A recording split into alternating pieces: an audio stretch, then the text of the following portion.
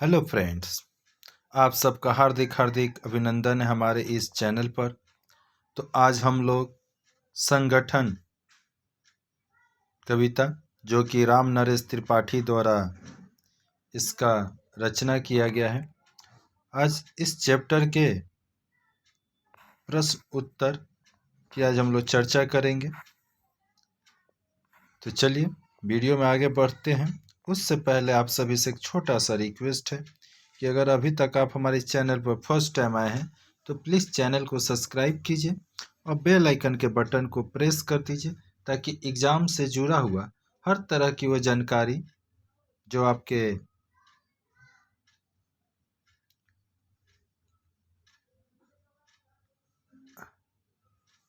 कक्षा से संबंधित जो विषय हैं, इसके साथ साथ जो exam first second third unit test है, उन सभी का जानकारी इस वीडियो पर उपलब्ध कराया जाता है।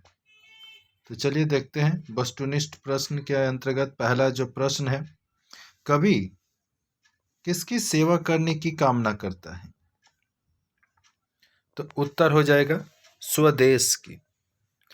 कवि 20 वर्षों तक किस व्रत का पालन करना चाहता है? तो उत्तर हो जाएगा ब्रह्मचर्य व्रत का। हमारी वीरता किसके लिए भय का कारण बने? तो दुश्मन के लिए। कवि किस बंधन को तोड़ना चाहता है? कुरीति। और यहाँ पर लघुत्तरीय प्रश्न है, कवि ईश्वर से क्या प्रार्थना करता है? तो कवि ईश्वर से प्रार्थना करता है कि हमें देश सेवा एवं मानव की भलाई में लगे रहने की प्रेरणा दे। इस कविता के माध्यम से कवि ने हमें क्या संदेश दिया है? तो इस कविता के माध्यम से कवि ने हमें कर्तव्य मार्ग से ना चूकने, स्वदेश की रक्षा के लिए तत्पर बने रहने तथा कभी निर्बल ना बनने का संदेश दिया है। ग नंबर, कवि किन साधनों को प्राप्त करने की कामना करता है? तो कवि बल, बुद्धि, विद्या तथा धन जैसे अनेक साधनों को प्राप्त करने की कामना करता है। किन परिस्थितियों में कवि हिम्मत न हारने की सलाह हमें दे रहा है? तो संकट में चाहे हम दरिद्र बन जाए, विपत्ति बाधाओं से चाहे हम घिर जाए, ऐसे परिस्थिति में हिम्मत न हारने की सलाह कवि हमें दे रहा है। बौद्ध मूलक में देखिए, संगठन कविता का मूल सार अपने शब्दों में लिखी। तो प्रस्तुत कविता में कवि ने भगवान से ऐसी शांति पाने की प्रार्थना करता है कि भारत संगठित बना रहे। हम अपना स्व देश के लिए समर्पित करते, मन और तन को शांति संपन्न बनाने के लिए वह ब्रह्मचर्य का पालन करे, सारी कुरीतियों को तोड़ डाले, किसी भी संकट के समय हम साहस ना छोड़े, हमारी वीरता से शंभु भयभीत हो उठे, मतलब शत्रु भयभीत हो उठे। जो मिस्टेक है सुधार लीजिएगा। प्राण रहते हम स्वदेश की रक्षा करते रहे, सारे संसार को हम अपना बना सके, सर्वत्र हमारी सुकृति गुजे। ख नंबर, कवि मातृभूमि की सेवा कैसे करना चाहता है? तो कवि चाहता है कि स्वदेश की सेवा में ही अपना शरीर अर्पित कर दे, बल, बुद्धि, विद्या, धन के सभी साधनों को देश के लिए समर्पित कर देना चाहता है। वह चाहता है कि स्वदेश के प्रति उसमें सच्चा प्रेम बना रहे, जब तक उसके शरीर में प्राण का संचार हो तब तक देश की रक्षा करता रहे। और इस प्रकार कवि देश की सेवा को ही सबसे बड़ी सेवा और देश पर मर मिटने को ही सबसे बड़ा बलिदान मानता है। इस प्रकार कवि मातृभूमि की सेवा करना चाहता है। कवि निर्बलता एवं पतन से बचने के लिए हमें क्या सलाह देता है? कवि यह सलाह देना चाहता है कि हर समाज में फैली सारी कुरीतियां के बंधन को तोड़ दे और 20 वर्ष तक ब्रह्मचर्य का पालन कर मानसिक और शारीरिक दृष्टि से शक्ति संपन्न बन जाए, जिससे हम किसी निर्बल ना हो और कभी हमारा पतन ना हो। कभी ईश्वर से शक्ति क्यों मांगता है? कभी ईश्वर से शक्ति मांगता है ताकि उसे पाकर वह सारे संसार को अपना बना सके, प्रभु को फिर से देश में बुला सके, सुख के समय प्रभु को ना भूले तथा सुख में हार ना माने, दुख में हार ना माने, कर्तव्य से कभी ना हटे, समस्त संसार में उसकी सुकृति गुजित हो उठे। अंग नंबर देखिए, यहाँ पर निम्नलिखित प्रश्नों के उत्तर यथा निर्देश देना है। छीने ना कोई हमसे प्यारा वतन हमारा, कवि और कविता का नाम लिखी। तो जो प्रस्तुत पंक्ति है ना, वो कवि राम नरेश त्रिपाठी जी द्वारा इसका रचना किया गया है और यह संगठन कविता से इसको उद्धृत किया गया है। उक्त अंश में कवि क्या संदेश देता है क्यों? तो इस प्रश्न का उत्तर आपको कविता की जो व्याख्या 4 है उसमें मिल जाएगा। ठीक, और इसके लिए आपको हमारा जो संगठन चैप्टर है, मतलब ये जो चैप्टर है, इसका फर्स्ट पार्ट आपको देखना होगा। गाय सुयस सुखी से, गाय सुयस खुशी से, जग में सुजन हमारा। सुयस और सुजन का अर्थ लिखिए। सुयस का अर्थ है सुंदर प्रशंसनीय कृति और सुजन का अर्थ है भले लोग जो सदा अच्छा कार्य करते हैं। संसार के लोग हमारा सुयस कैसे गा सकते हैं? इसके लिए भी आपको व्याख्या नंबर 5 देखना होगा। चलिए, संगठन कविता द्वारा कवि हमें आखिर क्या प्रेरणा दिया है उसको देख लेते हैं। तो ये प्रस्तुत कविता में कवि ने देश प्रेम की भावना को व्यक्त किया है और इस कविता से हमें देश सेवा तथा मानव कल्याण में लगे रहने की प्रेरणा मिलती है। प्रभु से हमें ऐसी शक्ति मिले जिससे हमारा संगठन पारंपरिक समन्वय सदा बना रहे।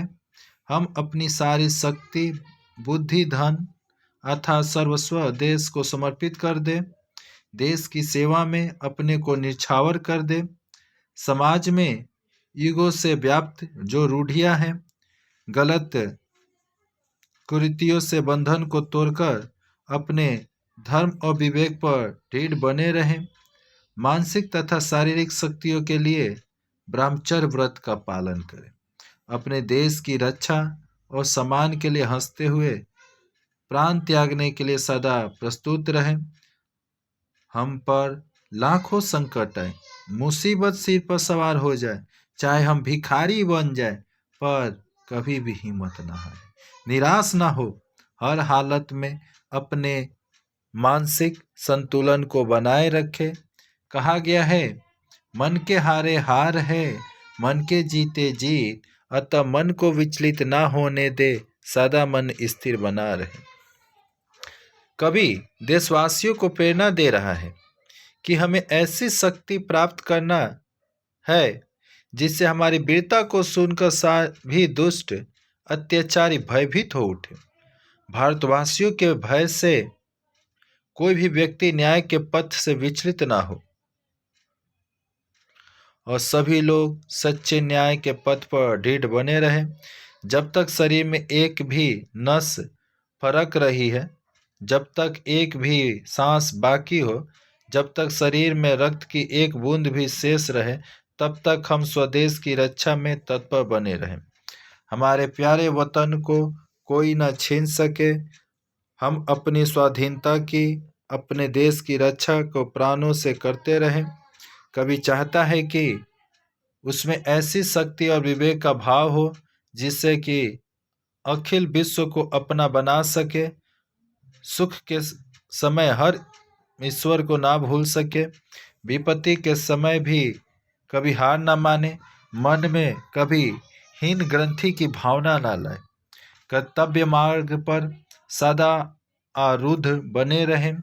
कवि की अभिलाषा है सारे संसार में अपना सुकृति, हमारी न्याय परंपरा का डंका बजे, सारा संसार हमारी महत्ता को स्वीकार करे, अपने सद्कर्तव्य, उदारता, सेवा, सहानुभूति, देश प्रेम जैसे महान कार्यों से हम अपने देश और समाज को उत्कृष्ट बना सकें। आइए भाषा बोध में। तो उपसर्ग अलग करना है। संगठन, उपसर्ग का मतलब ही होता है, यहाँ पर आपको आगे से कुछ ऐसे शब्द को हटाने हैं जिससे कि पीछे वाले का एक सार्थक अर्थ प्राप्त हो। जैसे संगठन, तो इसमें से सम हट गया तो गठन का अर्थ होता है। स्वदेश, स्व प्लस देश। निरंतर, निह प्लस अंतर। कुरीति, कु प्लस रीति दिया है। सु प्लस जन, सुजन। तो ये जो आगे से हट रहे सारे उपसर्ग है, जो पीछे रह गए हैं, वो हमारे मूल शब्द हैं। परिभाषी शब्द देखिए। देश को राष्ट्र, जनपद, जन्मभूमि। विद्या, ज्ञान, बोध, विधाता। देह को तन, शरीर, बदन, काया।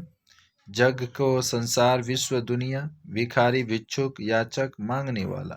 कुछ तत्सम शब्द हैं तो स्वदेश, समर्पण, शक्ति, धर्म, न्याय, सुयश।